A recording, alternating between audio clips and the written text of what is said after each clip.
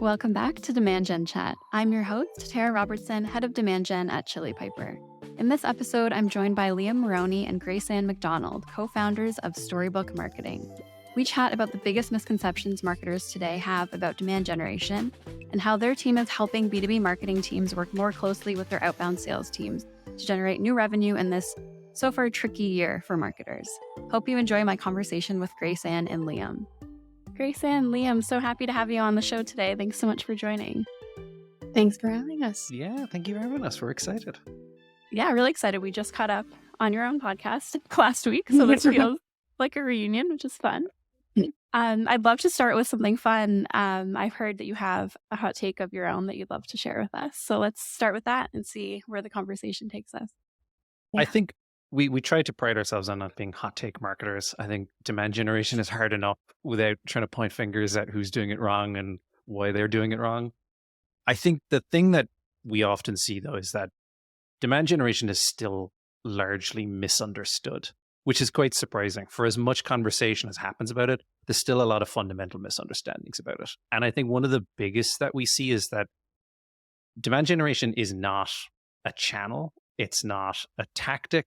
It's not even a particular person on the team. It is a go-to-market strategy. It's a pillar of a marketing strategy. In the same way that you've got a brand strategy, you've got a messaging and positioning strategy, you have to have a demand generation strategy that is embedded throughout the team. And a lot of times what we see is that demand generation is sort of satisfied by a box check. Oh, we have a demand gen person on our team. They run paid media. Ergo, we do demand gen. It's much harder than that. I think maybe the hottest take I have right now, and one of the things that's always tended to bother me about a lot of the advice that you hear out there in regards to demand gen, is that just because something worked for someone else doesn't mean it's going to work exactly the same way for you.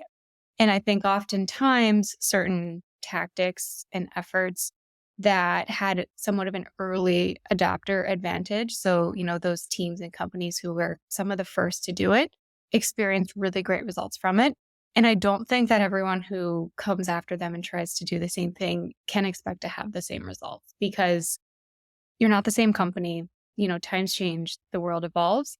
And so my final point on that take is that my hope for people out there looking for advice for their own programs would stop looking so much for that silver bullet, that thing that is the answer to their program because it was the answer to someone else's, and instead focus on just learning their own programs really well. Yeah, I love that. Both of those. I tend to agree with you. The hot take thing is, it's fun to start a conversation, but I always like to say, I don't know your audience, not as well as you do anyway. So I like to put that caveat in there. But going back to what you were saying earlier, Liam, I love that you said it's not just one person on the team for demand gen. It's not just paid. I've definitely been in interviews for other roles in the past where it was clear that your role is AdWords and tweaking those results, and that's kind of it, and it's not very strategic or fun to me. I know some people love the paid side, but a lot of times for demand gen, you have to think about just the overall go-to-market and what that looks like. And it creates a lot of confusion because the amount of times we hear people kind of saying well, should that be under demand gen? Should that be part of demand gen? It creates this really weird silo where you have to try and identify, should content be part of demand gen? Should it work with it? Is ABM a component of demand gen or a separate track to it? And it's trying to define it really rigidly makes it really difficult because it looks different for almost every program because it depends on which channels generate demand for your business and how your audience actually buys your product. So when you're working with a new marketing team, how do you help them define what demand gen means for them? Or do they usually come to you with a pretty set ideal already and they want to kind of scale what's already working for them?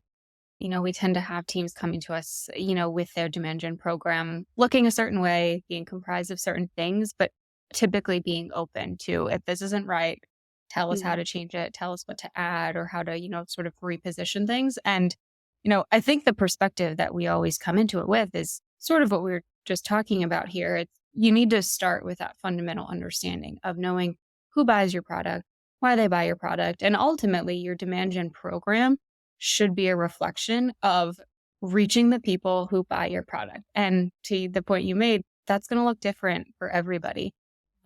Maybe some teams that's a huge investment in content and paid. Maybe other teams, it's a blend of paid and outbound. And maybe you're also doing events, and maybe you're doing some stuff with paid search, and maybe you're doing some stuff with community. And so it's that, I think, sort of paralysis by analysis and that Mhm. overwhelm of all these different channels and tactics that teams have at their disposal. I think the mistake we see teams making is thinking they need to incorporate all of them just because it's available to do, when we like to take that step back instead and say, okay, let's focus on who your audience is and how you best reach them. And then let's focus on those channels and tactics and making sure that that fits together like a well-oiled machine. And if you're working with a team that say they just really aren't sure where their customers are finding them today or what's working, how would you recommend they figure that out before you can move forward?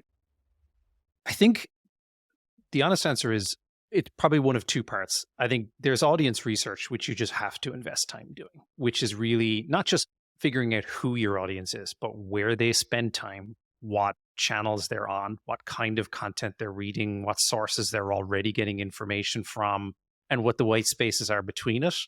And the other side of it is sales is often the best place for the answer because they're the ones who are successfully figuring out where people are coming into the process and why. And reverse engineering that is often the best because sales teams often succeed in different ways. Some sales teams do really well when they are in person and they're at an event. And sometimes demand generation supports by creating more of those situations. And some of them don't have to be. So it's often understanding how do you sell best as a company and how does marketing then support that sales effort with the right marketing structure around it. And I know we were just saying every team is different, but just more broadly in your experience, are marketers working closely enough with sales now, or is that still a bit of a push that you have to give them to work with their sales teams? Never been shy about this, the fact that I came into marketing from the sales side. Mhm. And so I've always had that sales perspective, particularly that marketing sales interaction and like that kind of that handoff in mind. Because I do think it's one of the trickiest parts to get right about marketing and specifically demand gen. I think the sort of economic uncertainty over the last 6 months and the challenges a lot of teams are facing right now has led to, at times, competition between those teams for budget, for resources, for attribution. I mean, I think the attribution tension and conflict can sometimes run high when metrics are so separated. That is it the result of marketing's inbound or is it because of a sales outbound? And I think it takes a lot of partnership building between those two functions to accept that sort of rising tides lift all boats effect that, it's one number. We're all working towards the same goal. Attribution isn't this perfect linear sort of funnel, everything kind of amplifies each other. I think if you look back to a couple years ago, and I think those teams tended to be a bit more siloed and they're starting to come closer together, but I think there's still work to be done in how they effectively work together. And I think as well, I've rarely seen a case where marketing and sales aren't trying to work together. Like unless you're a really toxic Mm. situation, the intentions have always been there. It's usually it comes down to either the way that they are being goaled that puts them against one another, or just the way that the leadership thinks that they should work with each other. It usually starts there because, like on the second one, it's so common to see this perception that marketing is supposed to be like step one and sales is step two. Marketing generates the leads go to sales. If they don't work, then marketing has failed sales. And if sales doesn't close, then sales has failed marketing. And it becomes this weird back and forth. And exactly like GA just said, like it is a rising tide. Outbound should get better as marketing gets more effective. If more people have heard of you, it's more people will respond to outbound. So all of it kind of works in harmony. And when you start to really build really rigid, well, sales generated pipeline was this amount and marketing generated was this amount, it's just not the way it happens. And it ends up creating a competition. And you end up starting to kind of Mhm. you skew your attention away. I remember I'm not proud of it, but I remember even at companies where I worked really well with the sales team, I still remember being almost disappointed when deals would come in that weren't sourced through marketing, as though that was a failure of some sort. And that's like, because you feel like you've done like, we didn't touch that deal in any way at all. There was no marketing touch point, and that looks like a failure. But the reality is you just may not have been able to measure it. The impact that you had was the reason they probably bought it. Marketing, people don't buy brands they don't know and they don't trust, especially when you're spending 100 grand on a piece of software. We've often seen the example of a demo request that comes inbound after someone on the sales team outbounded to a couple different people at that company. And I struggle to believe that's a complete coincidence. And so I think it's that attribution competition is where the source of a lot of tension often comes from, particularly when teams are in such high pressure environments as we have all been in recently. And I think the solution to that is pulling that goal together into one number that everyone works towards. Yeah, we see that all the time where someone will come inbound and we're like, oh, that's weird. They just came directly to the site. There's always another reason, right? Either they heard from a rep, and often now we have self-reported attribution on our confirmation thank you page. And sometimes they'll just put like, this rep was awesome, love their emails. And it's really cool to see when something really stuck with them. And maybe they didn't click through on that email, which most of us just want to do our own research, right? So it makes a ton of sense. When you're talking about, I mean, I'm fully on agreement that you can't measure every single touch point, then you need to have that pipeline and revenue target. But what metrics should marketers be looking at and trying to move the needle on? Is there certain metrics that your customers come to you for help with? Or is it just really hitting pipeline and revenue? I mean, I think ultimately marketing should be contributing to revenue. Revenue should increase for sure. And marketing sourced pipeline is definitely a valuable output because you should be ultimately looking at a customer acquisition cost. The problem is that I think it's connecting the outcomes to what are the things that you're doing to contribute to that outcome is where it gets messy. Because while you should ultimately be looking for pipeline, not every tactic that you're doing should create pipeline, or it shouldn't be measured that way. If you're running a LinkedIn program, not everything is supposed to generate immediate like opportunities from every post you put up. Every email isn't supposed to generate a meeting. So it's really about holistically understanding what the outcome of marketing should be, which is definitely pipeline, revenue, sales velocity, retention. Like all of those are valuable metrics. It's just not everything you do has to directly be able to show a breadcrumb trail that goes towards it. That I think is where it gets really complicated. And it sounds like you've had this conversation before. So I'm curious, how do you convince or win over teams that are set on trying to measure everything that marketing is doing and putting out? I mean, I think even like the example you gave of the self-reported attribution, that's such an interesting way of showing how wrong attribution can often be versus what the systems and your best measurements say people came in through versus what actually did. Like, I think firstly, it's important to just acknowledge that the way people buy is not linear. Like people don't read an email, go to a website and go, oh, I downloaded that one ebook. I'm convinced I'm going to buy a $60,000 piece of software. It just doesn't work like that. I think the most effective way to do it that we find when we work with clients is often showing them exactly how their program does work first and foremost. Like, here's where pipeline comes from within your program today. And when you look at it through that lens, you often see, well, maybe we're measuring certain channels incorrectly. Because what we found, you'll go into a program and they may see, oh, events are really where 40% of our pipeline comes from, and paid search is generating 20% of the pipeline, and then the rest of it is some inefficient mix.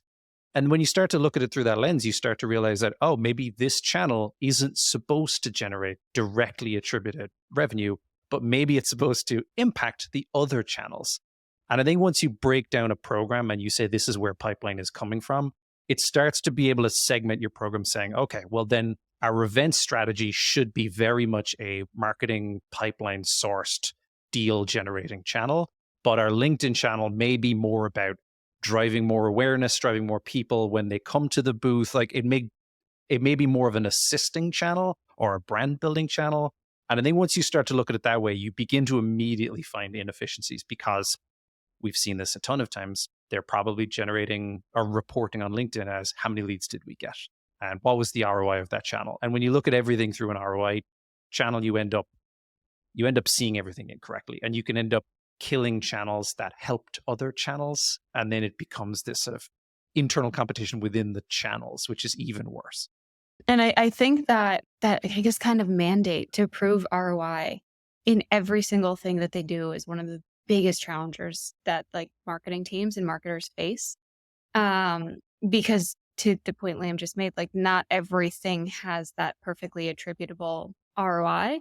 And the measurement of some things is quantitative, but the measurement of other things is qualitative.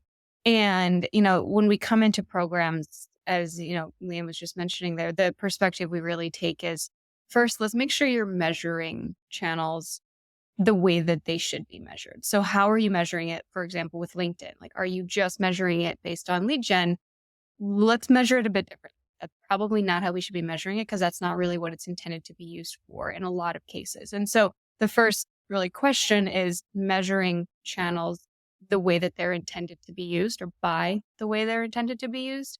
And then once you've got clarity on that, then it's a matter of thinking about, okay, now are those channels actually accomplishing? Are they doing that thing well for us?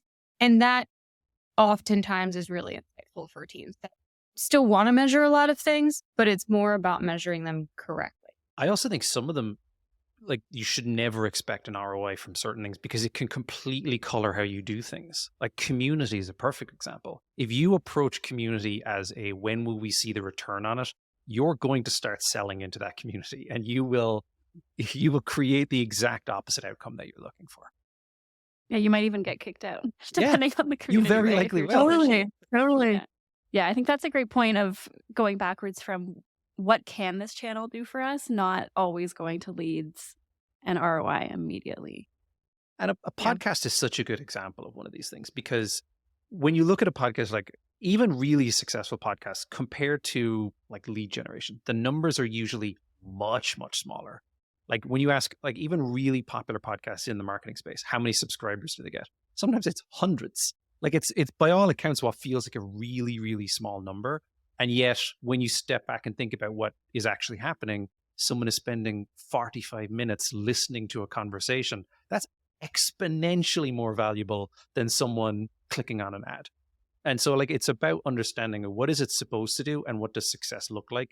Having it being just part of the ecosystem, being mentioned, being referenced, like the impact can be huge, but the numbers can be non-existent. Yeah, we're in an interesting boat where we've had success on the number side for the podcast, but I'm sure you know this, it's a black hole of metrics. So I can show download numbers, but we don't know who those people are. I have to assume they're qualified because to your point, they're listening to us talk about demand gen for 45 minutes. So I don't know who else would be listening to that. But it's a bit of a black hole trying to show things like ROI for a podcast because all you see is a chart of subscriber numbers going up, and that's kind of the best that you're going to get. So you do have to, again, knowing how the channel can be measured is important. Plus, there's all these intangibles come along with it too. Like, I mean, even just on a podcast example, like the guests you have become not just connections, but they become potential evangelists. Things can get mentioned on a podcast. People can go off and suddenly it gets you invited to another podcast. Like all of it starts to build on itself that goes way beyond subscribers and downloads. I'm curious, going back to the kind of just channels in general piece, when you're working with a new marketing team, are there any channels or tactics that not that they're going to work for every single team, but that you typically come back on or back to regularly to try again with most teams that are new to you? I mean, I think the one that comes to mind immediately, and I know we spoke a bit about this when you were just on our podcast recently, but Outbound. I think it's often a gold mine for the teams that we come in and work with. And I know there's always this back and forth debate of do SDR, BDR teams belong in marketing? Is Outbound a demand gen strategy? Should it be part of your demand gen strategy? And I very much believe it should be. As we've talked about a bit before, I think marketing programs, especially even like ABM efforts, are that much better when complemented by an outbound motion. And I think the outbound function or motion is often underutilized or being misused. And so there tends to be a lot of effort in really course correcting that, fine tuning it, pointing it in the right direction.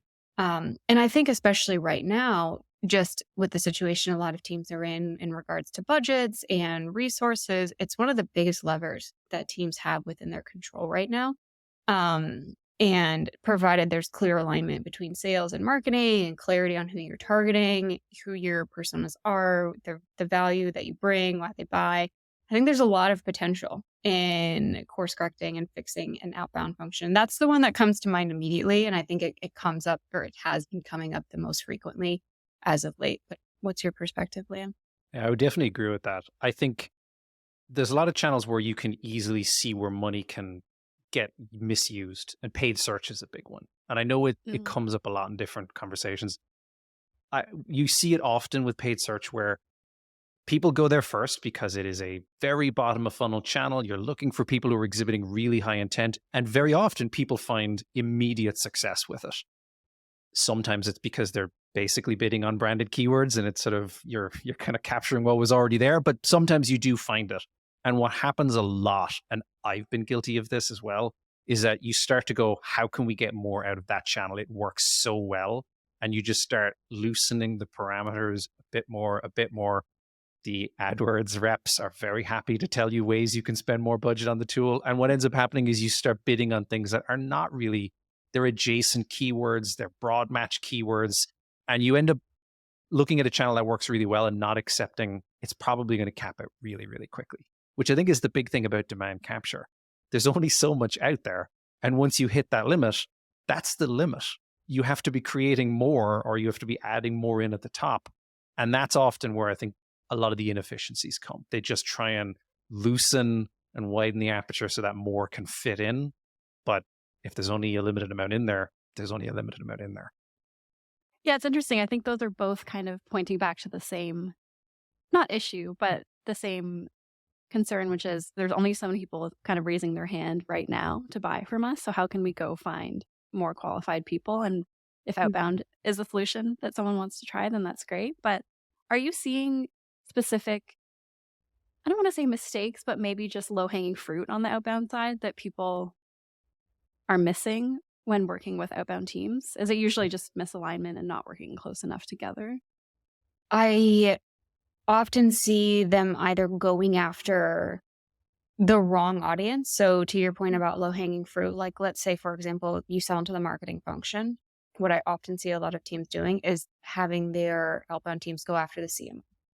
And there's probably a lot of hanging fruit if you went after directors or VPs of marketing. Like the opportunity is maybe there to be captured. You're just going after the wrong audience with that channel or tactic. In terms of being misused, I often see, unfortunately, a lot of messages and outbound emails not actually getting in front of people due to just super, super high volumes of sending that are leaning many to go to spam, which means they're not even being opened or maybe they're being blocked. And so it's that really course correction of like how your outbound motion is just really oriented and focusing on quality over quantity.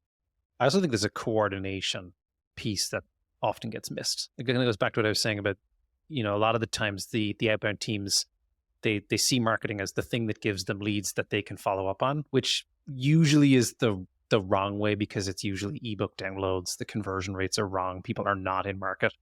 And what you often don't see is the teams coordinating, saying, these are the accounts that we're going to focus our budget on. These are the segment that we're really going to invest our budget in.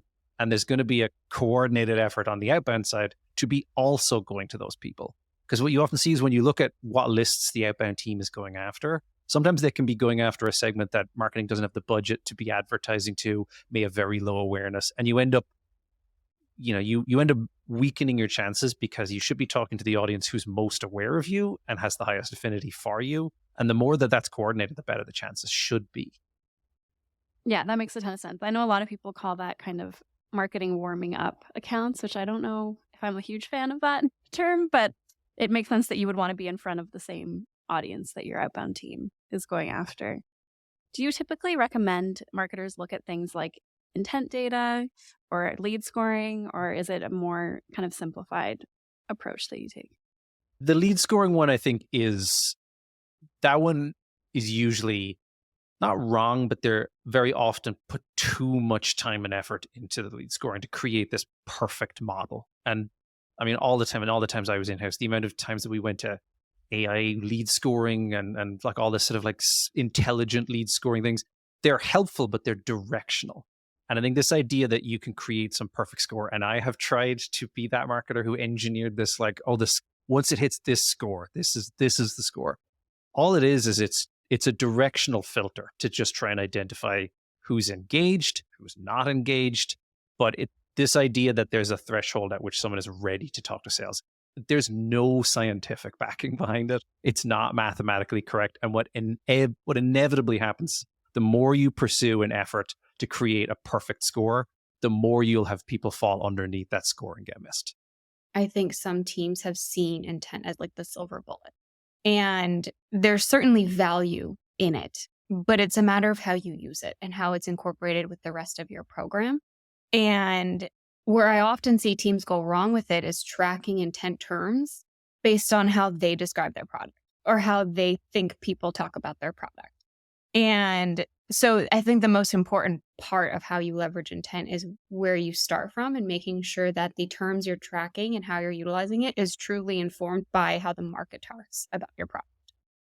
I think on the intent part, the things that I think we've seen go wrong is often, I think, just because someone is exhibiting intent that they're in market, that's not a replacement for marketing to that audience. If you're reaching out to someone who is showing an intent signal for the category that you do, and then you've never been doing any marketing to them, you're probably too late. Firstly, there are false flags, and you have to be aware of what a false positive looks like in intent and be able to kind of bake those in and not just say like, yep, they're in market. Everyone, let's rally behind this account. It's more about how do you use it to try and coordinate your efforts better, to be able to kind of hone in on the right people. But it's not, it's not this kind of like, wow, we know something that like no one else knows. Like, you still have to be in their consideration set. And that happens long before those really high intent signals pop up. And I realize this is a vast oversimplification, but I think the easiest way to think about intent or an intent tool is that it's information. And what really matters is what you do with that information. No, that's a really great way to put it. I think you're right about both of those being kind of pitched as silver bullets to marketing teams, which I understand why companies position themselves that way, obviously. But I've definitely been in that situation where we thought, okay, as soon as this lead scoring is right, everything's going to be perfect. Everything's going to be easier. We won't have to do as much like scrambling behind the scenes. But at least on the lean small teams that I've been on, our time is usually better spent actually launching new marketing programs than sitting in a room and trying to whiteboard what the perfect lead score should be. So by the time you get that perfect lead score, perfect funnel done, the world changes again. Right. Or you'll get feedback from a sales rep that, oh, actually, no, this wasn't great. So maybe we can go back to the drawing board. And counterintuitively, the longer you spend on a lead scoring model, the higher the expectations that you set that you've got something scientific. Like the more honest you are with sales, which is like, this is just a directional filter. We just want to try and get rid of as much noise as possible. But if you go up in front of a team and you're like, look at the model that I built, like it takes this into account and these 8 data points, the second it's wrong, you've lost all credibility. I think it's sometimes lost that marketing is both an art and a science. I think that idea of ROI, and again, to no fault of their own, the pressures that are on marketers to prove ROI in every single thing that they do leads us down this path of trying to make every aspect of marketing scientific. And I think there's parts of it that certainly are, but I think there's a lot of parts of it that are more of that art form as well. Yeah, that's a really good point. And I feel like to get that art piece right, you need to just get things in market and see how your audience responds. You can't figure that out behind the scenes, right? You have to get them. I use this example often, and Graceanne hates it every single time I do because it's extremely boring. But marketing is very, very similar to economics. And this is relevant, I promise, in that economics also tries to have these mathematical models, but you're trying to predict why people make financial decisions. And you only have to look at what happened with Silicon Valley Bank. A run on a bank is a very emotional reaction, even though at base level, like, things were okay. It could have been handled. Like, you can't predict how people will emotionally react, and how people buy is a heavily emotional thing. That's a really great point, especially, and people like to say that B2C is more emotional. I've heard that before, but I feel the opposite because in B2B, if you buy the wrong tool and something breaks, I mean, you could lose your job potentially if something really gets messed up, right? Where I mean, I don't feel that way if I buy the wrong pair of shoes or whatever, but it's a little bit more emotional when it comes And to work. especially as marketers, there's no question that there are tools we want to buy because our peers use them. And you look around, you're like, Mm. oh, I keep hearing this one mentioned in the podcast. Like, that's the tool that if I had that one, like, I've made it. That's when I'm like big league and I've got all the really cool tech.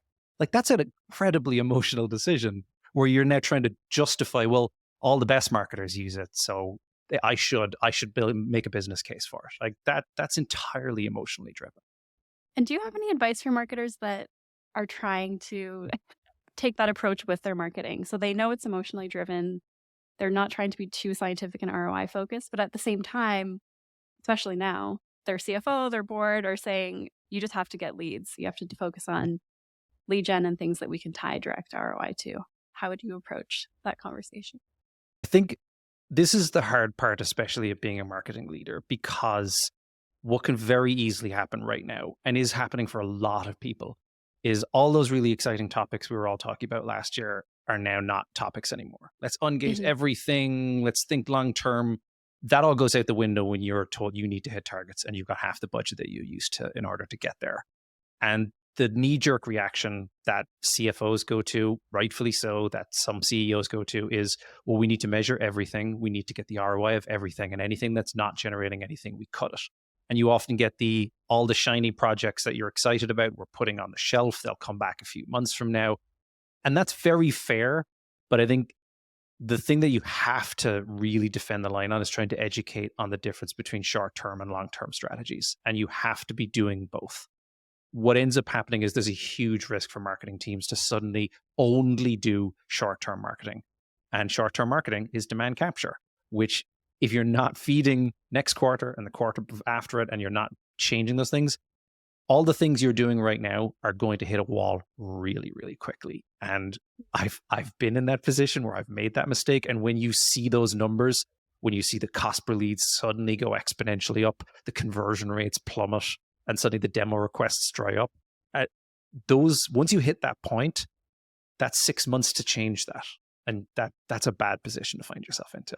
So like, I get it. It's really hard. You have to defend and show value, but you have to try and, this is where I think going back to the where in your program generates pipeline is exactly the strength. Once you show that, it's like we're going to continue to monitor and be very efficient with these channels, but these other channels contribute to that. And we want to leave some budget that helps them, that builds long term. It's just leaving room for long term work. And it's that idea of, it's almost a kind of marketing 101 lesson for leadership teams that, those lead gen tactics are just capturing the people that are in market for your product and the demand that exists. But if you're not doing anything, things that aren't going to result in immediate pipeline now, but pipeline in the future, if you're not doing those things, then you're just pulling from a diminishing, a shrinking pool, essentially. And it's that, to Liam's point, defending that concept of marketing, and that you can do the things that capture the right now, but if you're not doing the things that create more of it in the future, then you're just going to pull from diminishing returns.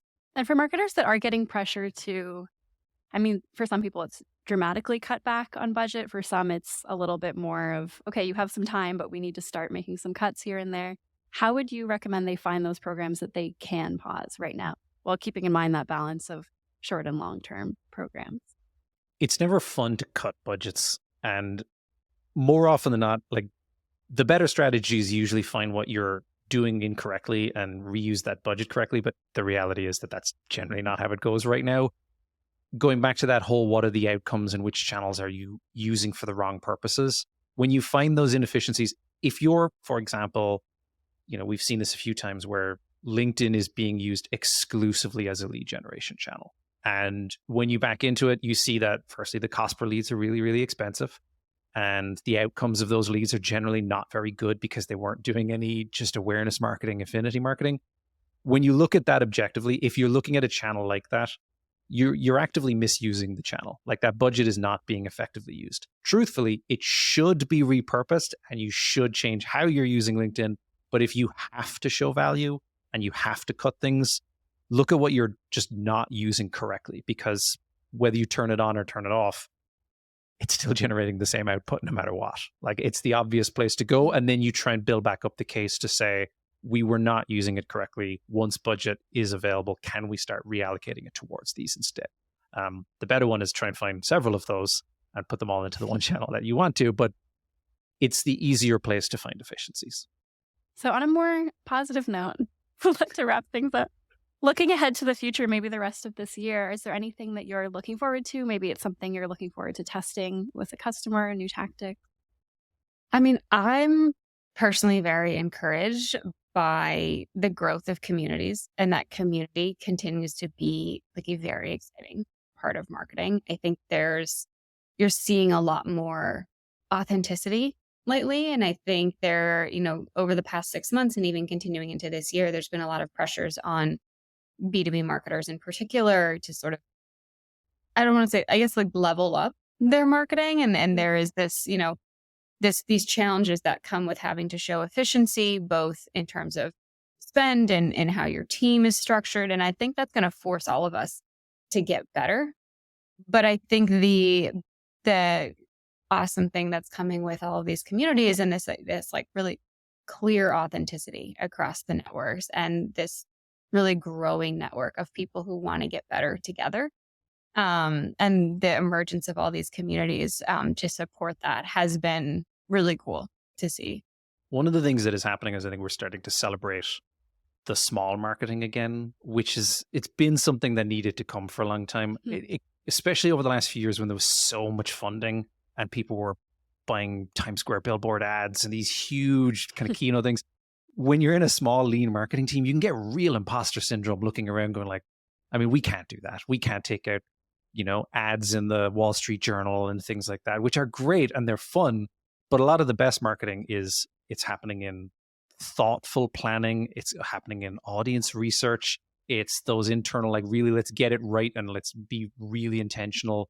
And it's in sometimes like the internal stuff, like the optimization and the tweaking and the adjusting. That rarely gets celebrated when there's tons and tons of budget floating around and you see all these big ads. But like, that's what we're all focusing on right now. And that is often the best and hardest kind of marketing. Yeah, I think it's a really cool shift to your point, Liam, like how it kind of going from like how big can your marketing be to like how good can your marketing be? And I think it's a really cool shift. Yeah, I love that note to end on. I think I've always had some FOMO around, obviously, like after the Super Bowl, marketers love to talk about all the ads that we saw and what the cool ones were and how many millions people spent on making them. But it's always fun to say like, okay, well, we saw that, but what can we do? Maybe we can do something really cool with a YouTube pre-roll ad that goes to a small audience of 100 people that have already been to our website, right? And seeing what you can do there. So moving on to our quick fire round. For these, maybe, Graceanne, do you want to go for these first and then we can keep it rolling? So is there another marketer you follow that our listeners should go check out? The ones that come to mind immediately, I know Liam would agree, Amanda Natividad and Rand Fishkin. Really, all of SparkTour's content is amazing, but the two of them are just such phenomenal thought leaders in our space. Anyone to add on that, Liam? Justin Rowe has content on LinkedIn ads. It's some of the most sophisticated, detailed, like, here's how content I think I've ever seen on LinkedIn. It's fascinating. It feels like you're getting like a PhD in LinkedIn ads every time I read his stuff. Caitlin Bourgoin, for sure. Her stuff on buyer psychology is just incredible. She is one of the best newsletters that is out there. Nice. I'll put links to all of those in the show notes for anyone who isn't familiar, but I'm a huge fan of all of those people already. What's an under the radar? It could be a channel or a tactic that your team or that your customers' teams are really loving right now.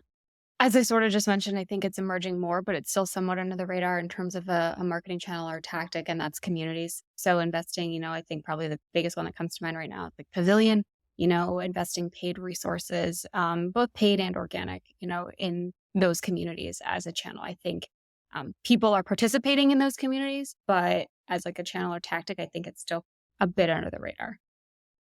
I would say audience research and audience understanding is still under the radar. I know there was a lot of conversations about talk to your customers, listen to sales calls. Those are really valuable, but going beyond it and saying, where are they spending their time? Who are they listening to? Who influences them? Why? What topics are interesting to them?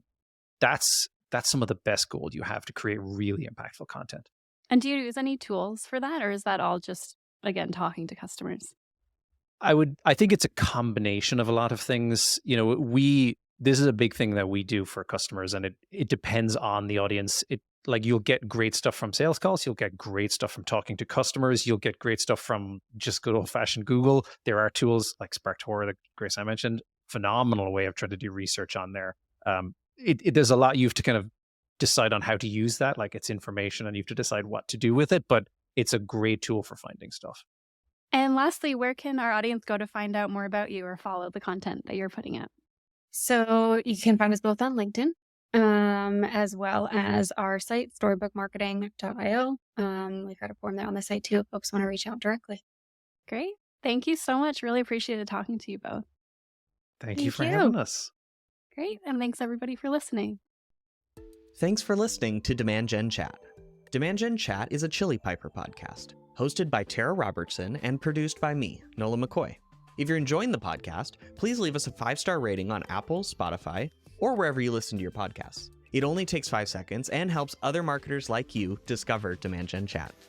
Also, if you'd like to have a question answered in a future episode, you can connect with Tara Robertson on LinkedIn. Send her a DM with your question and it could be answered on a future episode.